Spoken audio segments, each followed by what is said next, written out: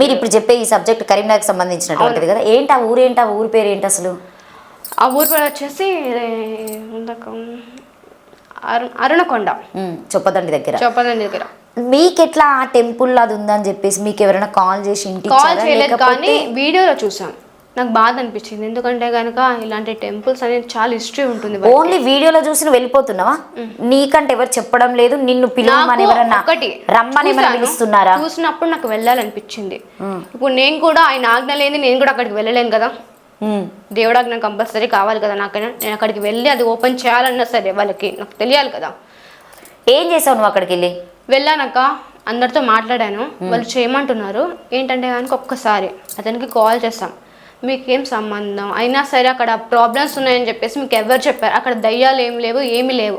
నేను అనేది ఏంటంటే కనుక ఫస్ట్ అక్కడ వచ్చేసి బలులు ఇవ్వడం ఆపాలి. అక్కడ బలులు ఇస్తున్నారు, నువ్వు చూసావా కళ్ళతో? ఖచ్చితంగా ఊరు జనమే చెప్తున్నారు. ఊరు జనమే సాక్ష్యం అక్క. ఎందుకంటే కనుక అక్కడ ఏదో టైంలో వచ్చేసి లాస్ట్ వారంలో వచ్చేసి బలులు ఇచ్చిన తర్వాత బలి ఇచ్చిన ఫుడ్ ఉంటుంది కదా, అదంతా ఉంది కదా, అందరికీ ఫుడ్ పెడుతున్నాడు అక్కడ. శ్రావణ మాసం ఏదో ఉందక్క, ఆ లాస్ట్ టైంలో వచ్చేసి లాస్ట్ వారంలో చేస్తున్నాడంట. మీరు ఎందుకు బలి? అమావాస్య పౌర్ణమిలకే చేస్తారు అంటే ఐ మీన్ పూజలు చేసి కొంతమంది అమావాస్య అప్పుడు ఏమంటున్నానంటే అదే అనుకుంటున్నాను. అతనికి అంటున్నాడు కొన్ని లెక్కలు ఉన్నాయి అంటున్నాడు. ఆ లెక్కలు ఏంటో నాకు కూడా తెలియదు. లెక్కలు అడిగితే కనుక మీకెందుకు? మీరు అడిగారా డైరెక్ట్ అతను వెళ్ళి? కాల్ చేసి మాట్లాడాం అక్క. అతని నెంబర్ ఉందా? అంటే నెంబర్ ఉంది, కానీ నాకు ఒకవేళ ఇవ్వగలుగుతారా నెంబర్, నేను జనరల్ గా మాట్లాడడానికి? సరే అమ్మని అడిగి తీసుకోండి. బేసిక్గా భవిత ఏంటంటే కరీంనగర్లో ఉన్నటువంటి చొప్పదండి దాదాపు అందరికి తెలిసినటువంటి విషయమే. ఊరు పేరు భవిత చెప్పింది అర్నకొండ. బట్ అది కొన్ని నేను కూడా వీడియోస్ చూసిన, బట్ నాకు కూడా అంత క్లియర్గా ఏం అర్థం కాలేదు. అంటే అర్థమైనా కూడా నేను చెప్పినా కూడా మీరు నమ్మలేరు. కాబట్టి ఒకసారి అక్కడ ఉన్నటువంటి పంతులు ఉన్నారు కదా, సో వేణుగోపాల్ గారు, ఆయన నెంబర్ నా దగ్గర ఉంది. ఒకసారి అయితే కాల్ చేసి మాట్లాడదాము. సో లిఫ్ట్ చేస్తారా లేదా అనేది.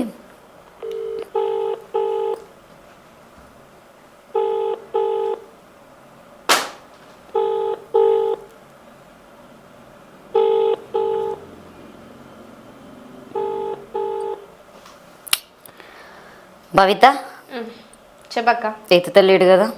చెప్పాను కదా ఏం గోసా ఇది.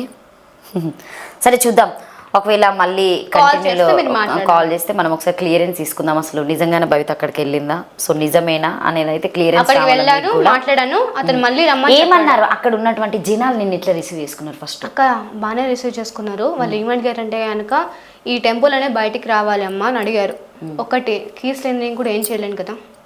అతన్ని పిలిచాను, కీస్ ఓపెన్ చేయండి, నేను అభిషేకం చేసేసి గుడి ఓపెన్ చేసేసి వెళ్ళిపోతాను అంటే అక్కడ ఏం లేదమ్మా, అయినా సరే ఒక ఆడపిల్ల అభిషేకం చేస్తుంది అమ్మవారి గుళ్ళో అని చెప్పాడు. ఆల్రెడీ అతను చెప్పాను ఇది అని చెప్పాను. అంటే ఆ గుళ్ళో మాత్రమే అమ్మవారికి ఆడపిల్లలు అభిషేకం చేయొద్దు అంటే ఏమన్నాడంటే ఆయనకి ఎవరో వచ్చి అభిషేకం చేయడం అని అతని ఫీలింగ్ అనుకుంటా బహుశా, మరి నాకు తెలియదు, అతని ఇన్నర్ ఫీలింగ్ ఏమిదో నాకు తెలియదు. కానీ బట్ ఆ మాట అన్నాడు, ఏం లేదండి ఇలా అభిషేకం చేయాలనుకుంటున్నాము, ప్రతిరోజు పూజలు జరగాలి కదా, ఇక్కడ బలులు ఇవ్వకూడదు కదా, ఇక్కడ బలులు ఇవ్వడం తప్పు కదా, ఎక్కడైనా సరే వేణుగోపాల స్వామి టెంపుల్లో బలులు అనేది ఎక్కడ జరగదు అంటే దానికంటూ కొన్ని లెక్కలు ఉన్నాయని చెప్పాడు. మరి ఏం లెక్కలు అని అడిగితే నాకు చెప్పట్లేదు. వచ్చి కలుస్తామని చెప్పాం. అక్కడ చాలాసేపు వెయిట్ చేసిన తర్వాత మీరు ఎక్కడున్నారో చెప్పండి, అక్కడికి వచ్చి మేము కలుస్తామని చెప్పాం. అక్కడ ఎక్కడో ఉన్నాడంట, అప్పుడు కూడా కలవలేదు. నెక్స్ట్ డేట్ చెప్పాడు, ఆ రోజు కూడా మేము వెళ్ళినప్పుడు కూడా తను రాలేదు. అప్పుడు కూడా ఏదో ఉందంట వాళ్ళకి, మరి ఏమంటో నాకు కూడా తెలియదు. అంటుంది మేము గుడికి రాకూడదు అన్న. ఆఖరికి చెప్పారు, మీకు అంటుంటే కనుక మిగతా వాళ్ళకి సంబంధం లేదు కదా, మీరు కీస్ ఇవ్వండి, వాళ్ళకి ఇవ్వండి, జనాలు అయితే ఉన్నారు కదా వాళ్ళకి కీస్ ఇవ్వండి, వాళ్ళు ఓపెన్ చేస్తారు, మేము వెళ్ళి మా పని చేసుకొని మేము వెళ్ళిపోతాం. అంటే ఆ టెంపుల్ ఇప్పుడు మూతబడిందా భవిత, లేకపోతే పూజలు చేస్తున్నారా? అప్పుడప్పుడు వచ్చి మాత్రమే పూజలు చేస్తారు. ఆయనకి ఏదన్నా అవసరం ఉన్నప్పుడు మాత్రమే చేసుకుంటున్నాడు ఏదన్నా, అంటే బలులు ఇవ్వడానికి ఓన్లీ బలులు ఉన్నప్పుడు మాత్రమే మాకు తెలుసు వేణుగోపాల్ గారు వచ్చి పూజలు చేస్తున్నారు. మీరు కళ్ళతో చూసారా? ఎందుకంటే ఆయనను కూడా మనం పర్టికులర్ గా ఈయన నిర్దోషి, ఈయన తప్పు అని మనం చూపెట్టడానికి ఉండదు. ఊరు జనాలు ఎందుకు చెప్తారు? ఊరోళ్ళు భయపడతారు అతనికి? భయపడతారక్క. ఆయన మంత్రాలు చేస్తాడా ఏమో అవన్నీ నాకు తెలియదు. కానీ అతను ఏమంటున్నాడు అంటే వాటికి కొన్ని లెక్కలు ఉన్నాయి, వాటి పూజలు వేరంట. అంటే పూజలు వేరంట. ఎప్పుడెప్పుడు చేస్తాడు పూజలు అతను అక్కడ? డెఫినెట్ గా నాకు అంత డేట్ ఏం తెలియదు, కానీ బట్ అప్పుడప్పుడు వచ్చి చేస్తూ ఉంటాడు, కానీ పర్టికులర్ గా డైలీ వచ్చి పూజలు చేయడంట. అంటే అతను గురువు అనే ఒక వ్యక్తి ఉన్నాడు కదా ముందు, అతను వచ్చేసి అక్కడ ఉండి పూజలు చేయడము, మనుషులు అంటే జనాలకి మంచి చేయడము, అంటే పిచ్చి పట్టిన ఏమన్నా ప్రాబ్లమ్స్ ఉన్నా సరే అన్ని క్లియర్ చేసేటోడంట అతను. గురువు. అతను సడన్ గా చనిపోయాడు. అయ్యా చనిపోయిన నాటి నుంచి ఆ గుడి మూతపడింది. మూతపడిన తర్వాత అతను చెప్పాడంట, అతని బాడీ అనేది ఉంది కదా గుడి దగ్గరే సమాధి చేయాలని అడిగారంట. ఆ టెంపుల్లో వేణుగోపాల స్వామి టెంపుల్ పేరుండి ఎవరుంటారు అందులో దేవుడు అంటే ఫస్ట్ వేణుగోపాల స్వామి అన్నాడు. అతను ఏమంటున్నాడు, వేణుగోపాల స్వామి లేడు, అమ్మవారు లేదని మళ్ళీ రివర్స్ మాట్లాడుతున్నాడు. మీరు టెంపుల్లోకి వెళ్ళి అంటే ఊరు వాళ్ళు చూస్తారు కదా, వాళ్ళకి కూడా తెలియదంటక్క. పర్టికులర్ గా లోపల ఏమేమి విగ్రహాలు ఉన్నాయి కూడా వాళ్ళకి తెలియదంట. చిన్నప్పుడు చేసినప్పుడు అంటే లోపలికి ఎవరు వెళ్ళలేదు ఇంతవరకు. లోకటి కాలంలో వెళ్ళేవారు అంటే చాలా మంది ఉంటారు కదా, అప్పుడు లోకకు సంబంధించిన వాళ్ళు వెళ్ళినప్పుడు వేణుగోపాల స్వామి ఉండేవాడంట. ఇప్పుడు ఏమన్నాడో నాకు తెలియదు. అక్కడ ఉండే విగ్రహాలు ఏమున్నాయంటే కనుక అమ్మవారు ఉంది కదా, ఈయన ఉన్నాడు కదా అని చెప్పాడు ఆయన. అలాంటప్పుడు వేణుగోపాల స్వామికి ఉన్న చోట బలులు ఇవ్వకూడదు. కాళీమాత ఉండొచ్చు కానీ బలి ఇవ్వకూడదు అక్క. ఇప్పుడు ఇదే సిచ్యువేషన్లో మనం మాట్లాడుకుంటే భవిత, ఊరు వాళ్ళందరూ ఒకటై అక్కడ సర్పంచ్ లేడా ఉన్నాడు, ఒక గ్రామం సంబంధించిన వాళ్ళు చాలా మంది పెద్దవాళ్ళు. ఆ సర్పంచ్ తెలియదంట, అంటే బలులు ఇచ్చా దానికి తెలియదు అంటున్నాడు. ఊర్లో జరిగేటి ఊర్లో తెలియకుండా ఎట్లుంటాయి భవిత? ఊరు జనాలకు అందరికీ తెలుసు. ఊర్లో తెలియని వాళ్ళందరినీ పక్కన పెట్టేసి హైదరాబాద్ లో ఉన్నటువంటి భవిత పోయి ఇది అని చెప్పేసి క్వశ్చన్ చేసే రైట్స్ నీకు ఎవరిచ్చారు అక్క? ఒక టెంపుల్ కోసం ప్రతి ఒక్కరు ఉంటుంది అక్క. అంటే మనందరికి క్వశ్చన్ చేసే రైట్స్ ప్రతి ఒక్కరికి. వాళ్ళ ఊరోళ్ళే వాళ్ళు క్వశ్చన్ చేస్తలేరు కదా, వాళ్ళకే పట్టించలేదు. అక్కడ అంటే వాళ్ళు ఫస్ట్ భయపడుతున్నారు, తెలివి తక్కువ వల్ల భయపడుతున్నారు అక్క. అంటే మంత్రాలు చేస్తారనా, క్షుద్ర పూజలు చేస్తారనా? అంటే అతను ఫస్ట్ అతనికి అలాంటివి చేసేవాడంట. తర్వాత వచ్చేసి అతను చనిపోవడం వల్ల సమ్ ఏమో రీజన్స్ ఉన్నాయి. ఎంత దూరం ఉంటది ఊరికి? చాలా దగ్గరే అక్క, ఊరు మధ్యలోనే ఉంటుంది అది. ఊరు మధ్యలో ఉన్నటువంటి అసలు ఊర్లో దేవత ఏముందని తెలియలేనటువంటి అంత ఘోరమైనటువంటి జనాలు ఉన్నారా ఆ ఊర్లో? ఫస్ట్ ఏంటంటే లోపలికి వెళ్ళేంత ధైర్యం వాళ్ళకి లేదు. అంటే ఇతను ఉన్నప్పుడు అప్పుడప్పుడు వెళ్ళే వాళ్ళంట. కాళికమ్మటువంటి గురువు ఉన్నప్పుడు వెళ్ళారు, ఎప్పుడైతే తను చనిపోయిన తర్వాత ఎవరు వెళ్ళడం. వాళ్ళు ఆల్రెడీ అడిగారంటే ఏమని అడిగారు, మేము వెళ్తాము పూజలు చేసుకుంటాము, ఇక్కడ ఉన్న మాకు ప్రాబ్లం క్లియర్ చేయండి అని చెప్పేసి మనం ఇంటర్వ్యూలో చూస్తే కనుక అక్కడ ఆల్రెడీ జనం అన్నాడు. ఇప్పుడు అమ్మవారు గుడికి ఇప్పుడు ఏదైతే వేణుగోపాల స్వామి టెంపుల్ మీరు అంటున్నారో అంటే మొత్తం క్లోజ్ చేసి ఉన్నదా? ఇట్లా డోర్లు ఇట్లున్నాయా? రంధ్రాలు ఉండి చూడడానికి ఇట్లా చూడడానికి అంటే ఏం కనిపిస్తలేదా? ముందు ఒక క్లాత్ అడ్డం వేస్తాడు. ఇక్కడ ఒక ఫస్ట్ ఒక గేట్ ఉంది, తర్వాత వచ్చేసి ఇటొకటి ఉందంటే ఇటొకటి ఉందంటే మధ్యలో ఒకటి ఉందంట. మరి ఏమేమి విగ్రహాలు ఉన్నాయి మేము కూడా లోపలికి వెళ్ళి చూస్తేనే మాకు కూడా ఒక ఐడియా ఉండేది. అతను కీస్ ఇవ్వండి మేము దర్శనం చేసుకొని వెళ్తామని చెప్పా, అయినా తను రాలేదు.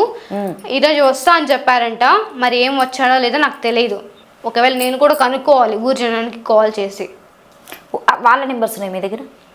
మమ్మీ దగ్గర ఉన్నాయక్క, చెప్తారు వాళ్ళు. వాళ్ళైతే కనుక మాతో మాట్లాడారు. మీరు వెళ్ళినప్పుడు ఊరు జనాలు మిమ్మల్ని ఎట్లా రిసీవ్ చేసుకున్నారు? మీరు ఎందుకు వచ్చారు అసలు? మీకేంటి? మేమే భయపడుతున్నాం, మేమే ఈ సమస్యను సాల్వ్ చేసుకోలేని. అనలేదక్క, వాళ్ళు అడిగింది ఏంటంటే కనుక మాకు ఆ టెంపుల్ ఓపెన్ చేయాలమ్మా అని. లాస్ట్ టైం నేను వెళ్ళినప్పుడు చెప్పారు వాళ్ళంతా, అంటే లేడీస్ అందరు చెప్పారు ఏంటంటే ఇలా బలులు ఇస్తూ ఉంటారు, ఇలా వచ్చినప్పుడు ఇలా ఫుడ్ పెడతారు, ఫుడ్ తినేసి అందరు వెళ్ళిపోతారు, కానీ ఎవరేం పట్టించుకోలేదు. అతనంటే చాలా మందికి భయం అంట. అంటే కనుక ఒక తాంత్రిక పూజ చేసే వాళ్ళకి చాలా మందికి భయం ఉంటదంట. భయం ఉన్నటువంటి ఆ ఊరు జనాలు ఆయన పెట్టినటువంటి ఫుడ్ ఎందుకు తింటున్నారు? అది మనం వాళ్ళని క్వశ్చన్ చేయాలి. నీకు క్వశ్చన్ చేస్తే ఆన్సర్ చేసినటువంటి జనాలు ఆ ఫుడ్ తినడానికి రీజన్ ఏంటి? వాళ్ళ ఇంట్లో లేకనా? వాళ్ళందరూ అక్కడ ఉన్న పని చేసుకొని బతికేటోళ్ళే కదా, మరి ఎందుకు తింటున్నారు? భయమే చేసేదే. దీన్ని ఏమంటారు అంటే నిన్నే వెర్రిదాన్ని చేసిరని నేను అంటున్నా, దానికి నువ్వేం చేస్తావు ఆన్సర్? వెర్రిదాన్ అంటే ఆయనకి అది పక్కన పెట్టేస్తే ఏంటి ఆన్సర్ ఖచ్చితంగా కావాలి. నువ్వు వాళ్ళ చేతిలో వెర్రిదానివైనవా లేకపోతే భవిత గ్రేట్ అని బయటకు వచ్చిందా? గ్రేడ్ అనేది పక్కన పెడితే నీకు అక్కడే లాజిక్ అయిపోతుంది, నీకు అర్థమైతుంది కదా లాజిక్ పాయింట్. నువ్వు ఎందుకు ఆలోచించలేకపోయినావు? లేడీస్ భయపడుతున్నారు అక్క, బాయ్స్ వెళ్ళి తింటున్నారు పెడుతున్నారు. ఇప్పుడు దేవుడి ప్రసాదం అంటే ఎవరైనా తింటారు, తినకపోయినా వేసి కుమ్మి పెట్టే అంత అయితే ఎవరికి ఉండదు కదా, ఎవరికి ఉండదు, తినరు కదా, ఎవరికి ఉండదు. మరి చేస్తున్నాడు వీళ్ళు వెళ్ళి తింటున్నారు, మీరంతా భయపడుతున్నారు కదా. నేను ఒకటే అడిగాను ఊర్జునని, ఇది ఎట్లుంది తెలుసా? భయం లేని కూడాట బజార్లో గుడ్డు పెట్టిందట. ఏమో తెలుసా? తెలియదు, అయితే నేను వెళ్ళలేదు. కానీ ఒకటి ఏంటంటే నేను ఒకటే అడిగాను, మీరు అందరు తలుచుకుని ఉంటే ఈ పాటికి గుడి ఎప్పుడు ఓపెన్ అయ్యిండేది.